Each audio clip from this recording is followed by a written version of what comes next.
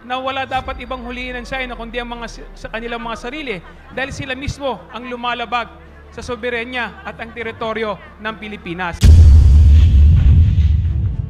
Sana noong panahon na kung saan nanalo tayo sa UNCLOS, mas lalo pa nating ipinaigting ang ating karapatan. Siguro walang mga ganitong klaseng pangyayari. Base lamang sa aking opinion bilang naghain ng resolusyon para maimbestigahan ang Gentleman's Agreement. Commitment po ng ating pamahalaan sa pangunguna po ng ating speaker upang magdagdag ng mga kagamitan na pandagat upang maprotektahan yung ating mga mangingisda. Kailangan natin ipagtanggol ang ating soberanya at ating teritoryo. So nakita naman natin yung deklarasyon ng ating presidente na hindi siya papayag na an inch ng ating teritoryo mapunta sa ating at sa mga banyaga. So wala tayong isusuko na kahit anong teritoryo sa China.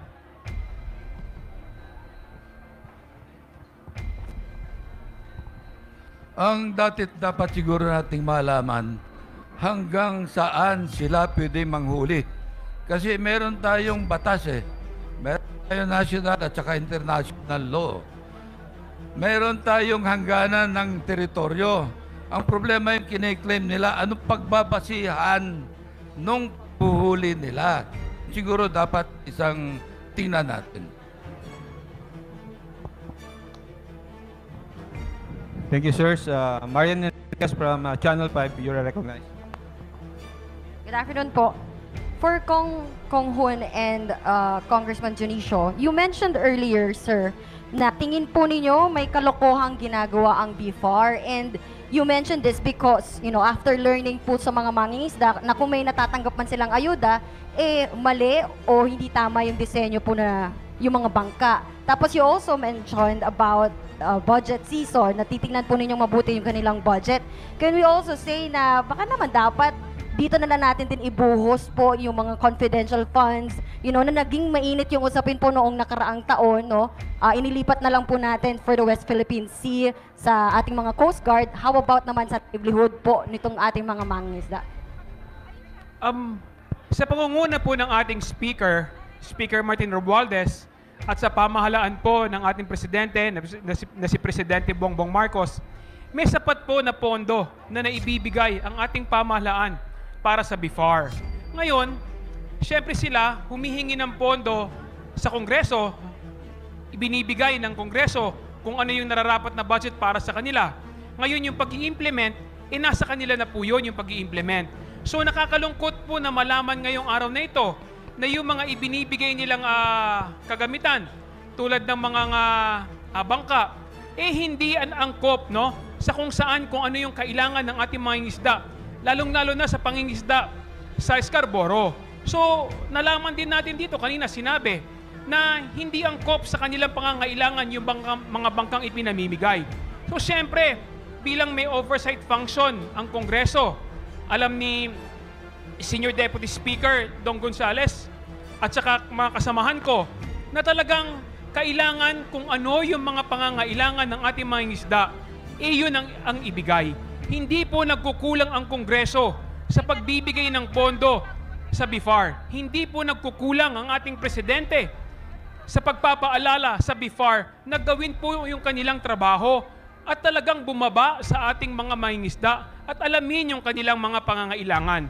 So, naandito po kami bilang isa sa mga responsibilidad ng Kongreso is yung oversight function. So, isa sa mga importanteng nalaman natin na hindi angkop yung mga bangka na ipinamimigay nila. So, isa yon sa mga sisilipin at titignan ng Kongreso, siyempre, sa pangunguna ng ating Speaker Martin Romualdez.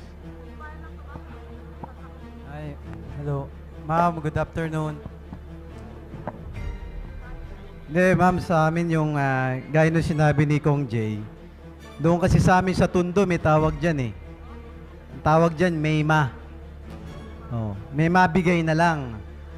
Alam nyo si President Bongbong Marcos kasama si Speaker Martin, Noong nakaraang linggo, nagpunta kami sa Cagayang de Oro, gaya ng sinabi ng mga kasama natin. Kahapon nandun kami sa Tawi-Tawi for the simple reason na inaabot ng pamahalaan yung mga tao. Kaya kami naririto ngayon para mapakinggan yung mga fisher folks natin, para hindi lost in translation, para maintindihan maigi. Yun ang hiling ko sa BIPAR. Personal na hiling ko yun. Na sa darating na budget season, sa pagbibigay ng tulong doon sa mga fisher folks natin, gawin naman natin tama. Ayun na, nagsasalita na sila kung ano kailangan eh. Pakinggan natin. Kaya wag yung mayma. O, ibigay natin yung kailangan nila para makapangisda sila ng mas mainam. Ayun lamang, ma'am. Salamat po. At saka po, galing na rito yung Bayan Serbisyo Fair ng ating presidente. Nagpunta na po dito ang leader ng Kongreso, si Speaker Martin Romualdez, kasama po si Governor Ebdane, kasama po si Nanay Bing, at yung mga miyembro po ng Kongreso para ilapit po yung serbisyo ng ating pamahalaan. Kaya nga po nagkaroon ng bagong Pilipinas Serbisyo Fair. Dito po sa kauna-unahang pagkakataon, inilapit po ng ating pamahalaan yung serbisyo. Alam ko po maraming mga mangingisda rin na nakapunta rito noon at nagbigay din po tayo ng mga tulong, ayuda, hindi lamang po sa mga mangingisda. Nagbigay din po ang ating speaker, ating pamahalaan ng mga tulong sa ating mga magsasaka at nakita po natin yung mga equipment, ayuda, lahat po, no? Inilalapit po ng ating pamahalaan yung serbisyo para sa ating mamamayan. Dahil ang pangako nga po ng ating Pangulo na si Presidente Bongbong Marcos at Speaker Martin Romualdez, sa kanilang administrasyon, wala pong maiiwang Pilipino, sabay-sabay po uunlad ang Pilipinas at ang mamamayang Pilipino. Gusto ko rin pong idagdag na complex po ang issue na ito. Complex po ang problemang ito. Kaya kailangan po natin ng tulong ng maraming ahensya ng gobyerno. Ang pwede po natin approach na makuha dito, interagency or even multi-sectoral approach.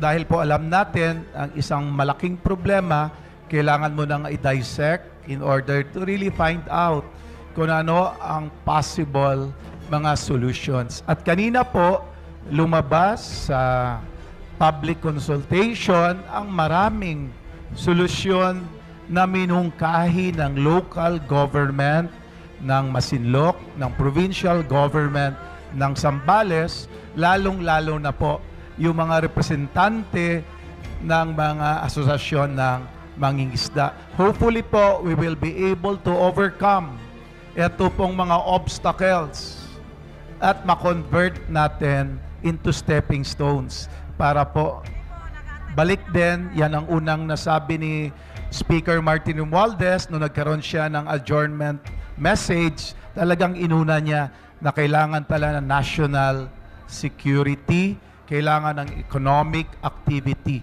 para po umasenso ang ating bansa at dumating ang tulong sa atin pong mga marginalized sectors. Salamat po. Kay Senior Deputy Speaker Dong Gonzales, please sir, any comment or statement po, lalo na nga po malapit na yung budget season, kung paano natin pwedeng matulungan kasi seasonal nga din po, no, yung kabuhayan ng ating mga mangingisda na nabanggit din kanina, no, yung tungkol sa livelihood nila, paano natin pwedeng pagtuunan pa ito?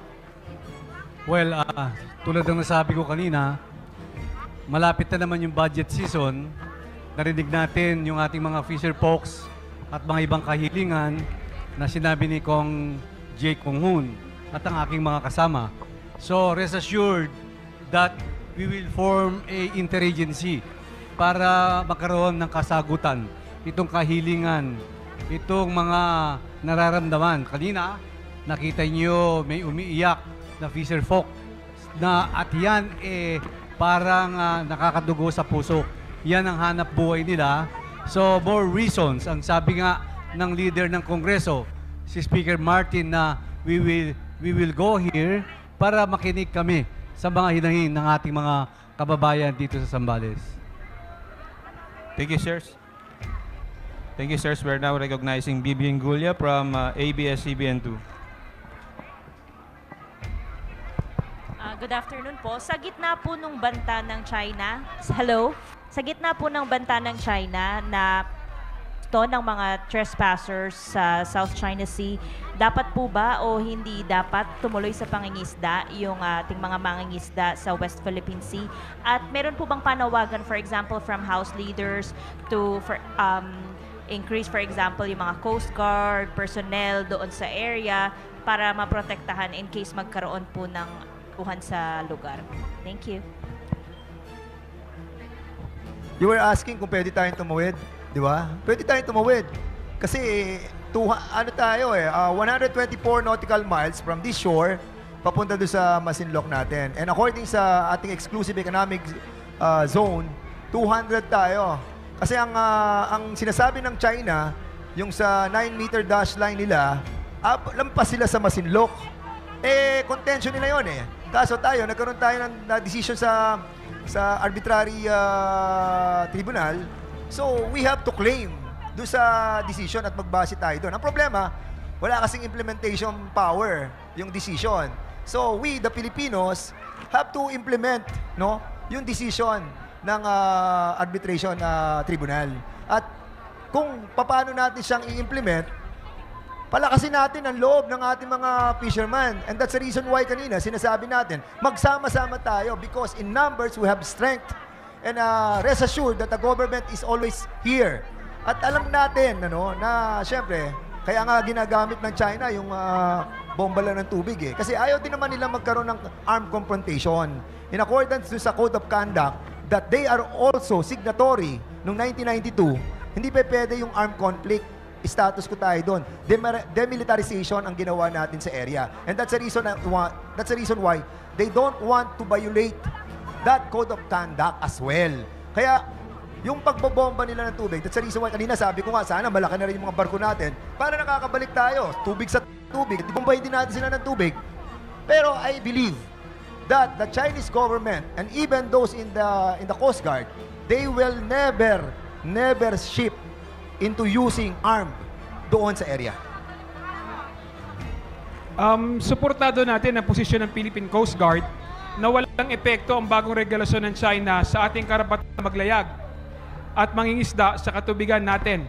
Ang West Philippine Sea at walang dayuhang kapangyarihan ang dapat manakot o maglimita sa ating mga mangingisda na pumunta sa tradisyonal na pinangingisdaan.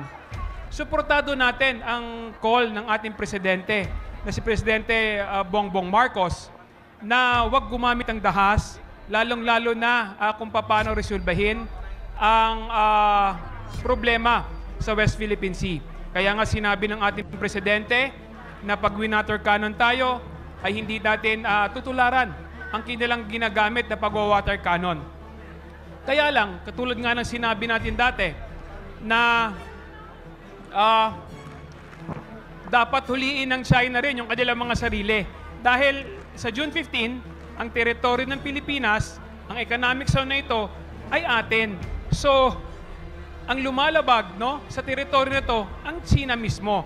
So, katulad nga ng sinabi namin noong nakaraang press conference, na wala dapat ibang huliin ng China kundi ang sa kanilang mga sarili dahil sila mismo ang lumalabag sa soberenya at ang teritoryo ng Pilipinas. So, ayaw nating palalain ang nangyayari sa West Philippine Sea, kaya humahanap pa rin ang ating pamahalaan ng diplomatikong solusyon para hindi na lumala ang konfrontasyon na ito, lalong-lalo na ang problema sa West Philippine Sea.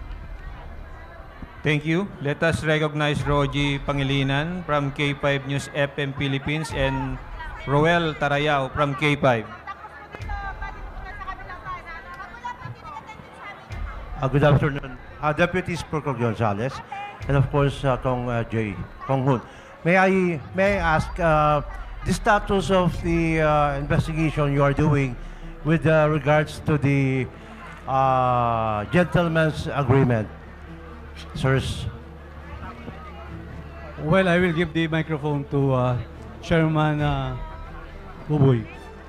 Yes, with respect po sa alleged gentleman's agreement, party po ito ng ongoing congressional investigation. Kanina po, na-mention ka na, nung Monday and Tuesday, nagkaroon na ng hearing.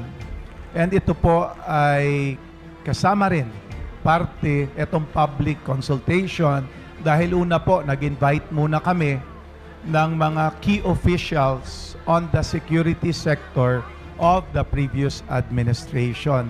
At doon po, nag-attend si former Executive Secretary Mijaldea, former Secretary of Defense Lorenzana, at yung former National Security Advisor Esperon.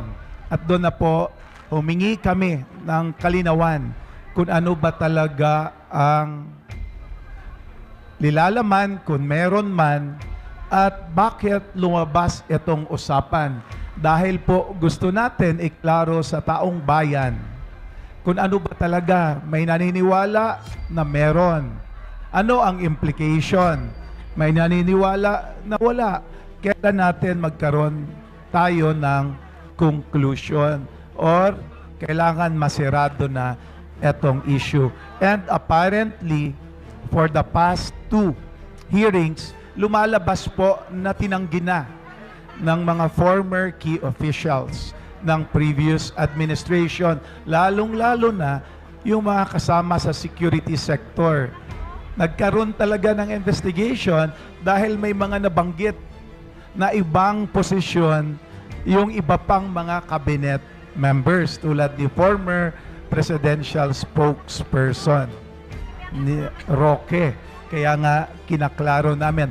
Pero lahat po ng napatawag, nagsabi na wala, at yung mga inimbita po natin na mga senior officials of the current administration, galing po sa Department of Foreign Affairs.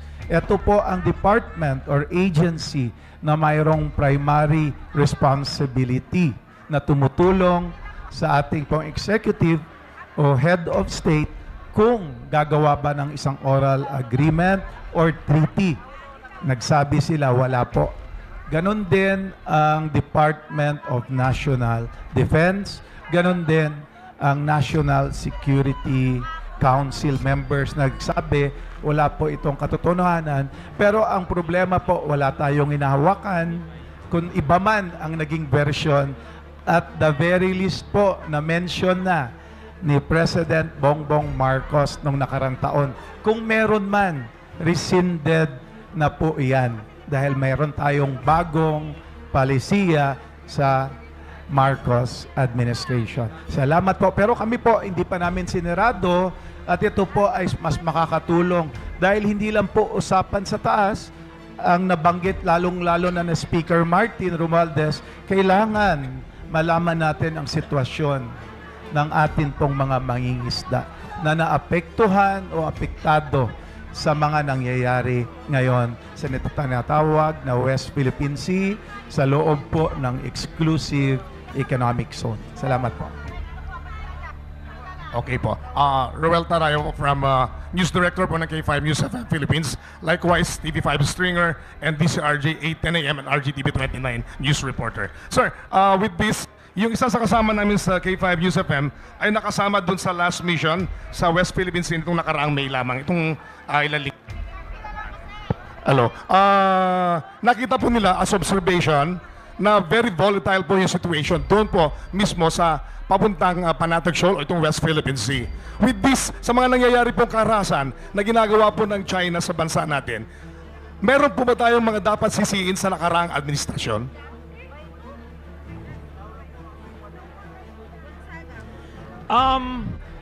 Na kung saan panahon ni dating Presidente Aquino na nagkaroon po ng isang agreement na kung saan inamin po sa komite na aming sa investigasyon ng komite na meron po naging kasunduan ang dating Secretary Voltaire Gasmin at ang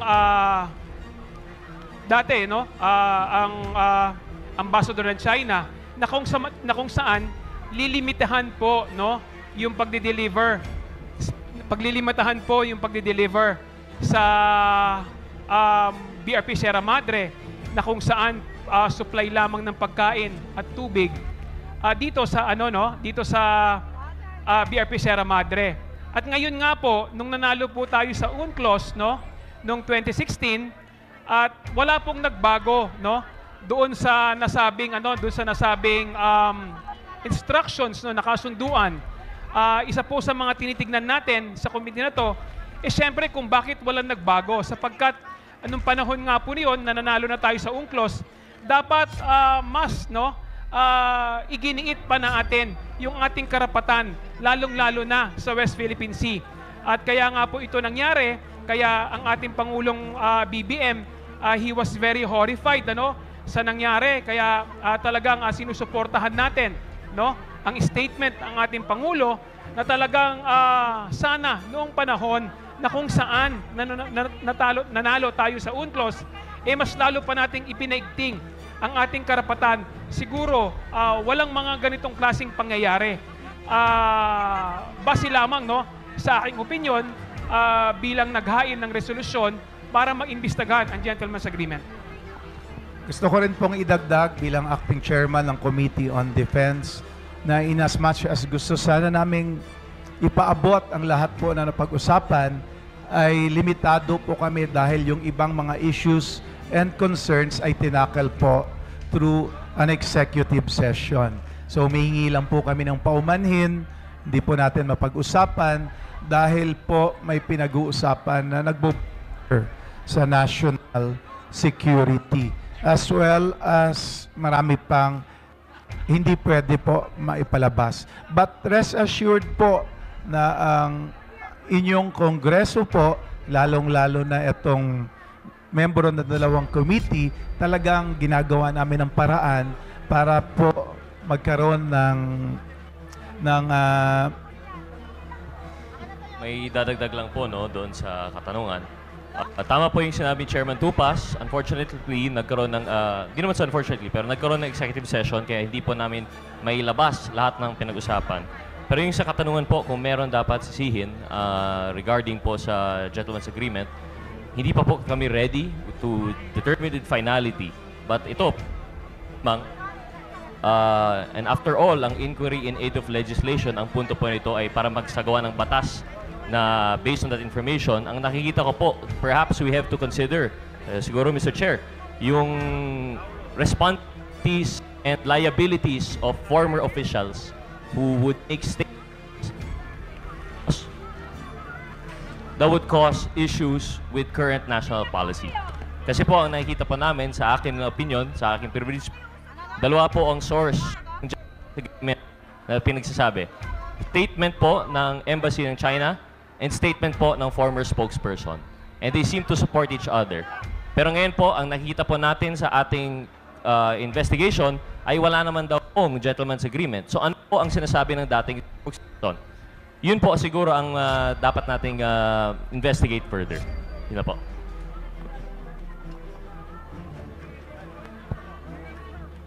Ako, ang tingin ko, ang pananaw ko, kasi ang tanong mo kung may mali doon sa nakaraang mga desisyon nung nakaraan, no?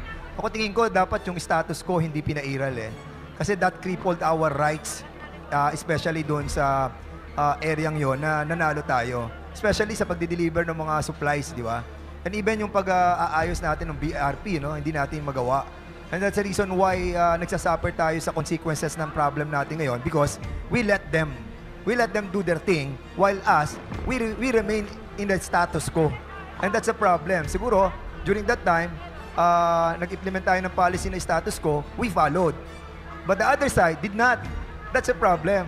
And ang aking pananaw, siguro dapat itinuloy natin yung ginagawa natin eh. Huwag tayo matakot. Tayo mga Pilipino, yan na lang natin tira eh. Di ba? Sabi ng mga Batanggenyo eh. Di ba?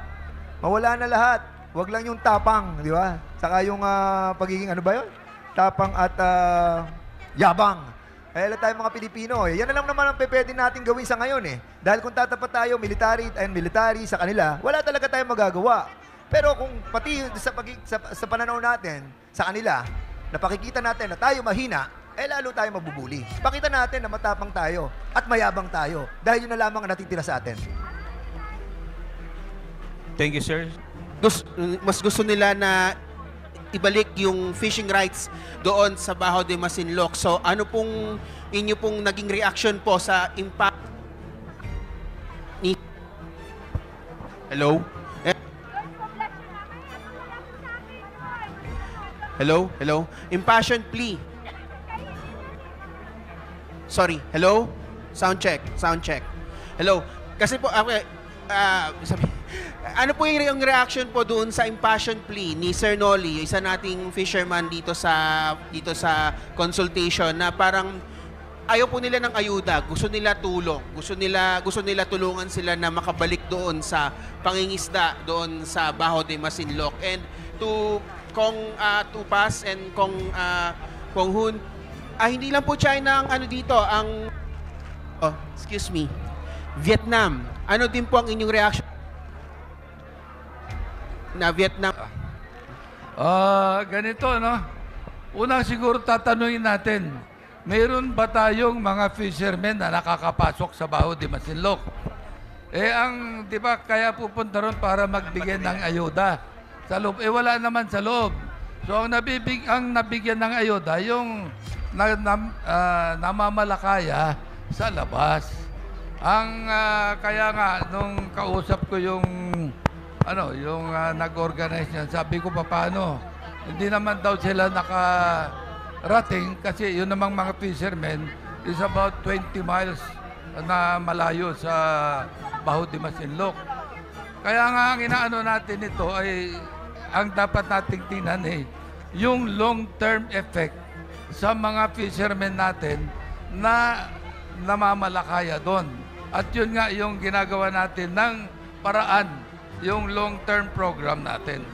Na sabi naman ng Kongreso ay all out ang tulong nila. In addition to anong sinabi ni Governor, no? Hindi lang short-term yung solutions that we're providing. Short-term yung ayuda Una, that's why we're creating the Department of Fisheries and Aquaculture to provide long-term solutions. Second, hindi natin nilet go yung claim natin based on the arbitral ruling. We're in fact trying to enforce it. Third, ang dialogue natin with other countries to help us enforce this arbitral ruling. So, gusto natin maibalik yan, no? Ang fishing rights natin to the areas which are naturally ours technically, di ba? So, dapat ipilit natin na we cannot give up on that and we will not give up on that.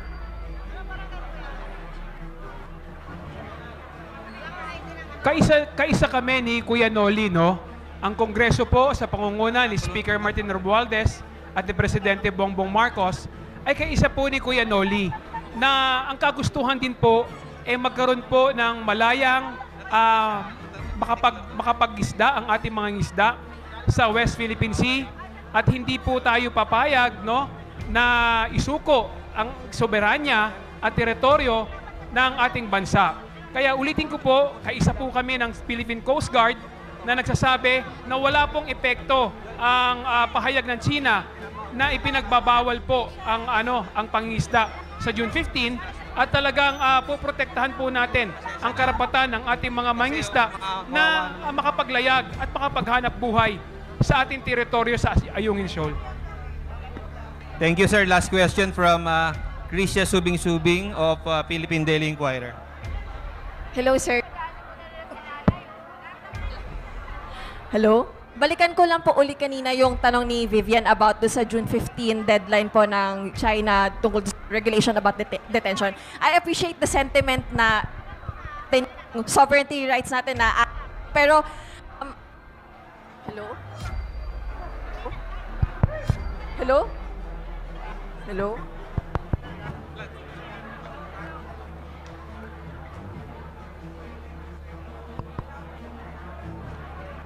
Hello, hello. Ayan po. I mean, while we appreciate the sentiment na i-assert na atin to at pwede tayo mangisda dyan, the reality is that China might not adhere to that po. So, mangisda na malayang makapaghanap buhay sa naturang lugar. Naiintindihan po namin yung kanilang takot at pangamba. Ngunit naniniwala po kami sa kakayahan ng ating pamahalaan, sa kakayahan ng ating gobyerno na protektahan yung ating mga mamayan, lalong-lalo na sa ating exclusive economic zone, na upang igiit ang ating karapatan na makapangisda at makapanghanap buhay sa West Philippine Sea.